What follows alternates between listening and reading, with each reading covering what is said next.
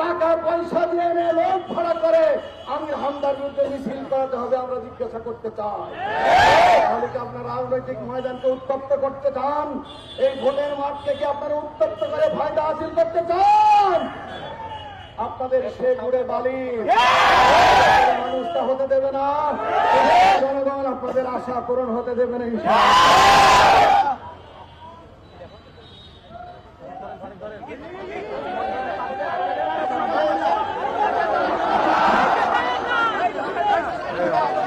দর্শক এই মুহূর্তে দেখে আমরা আসলে অনেক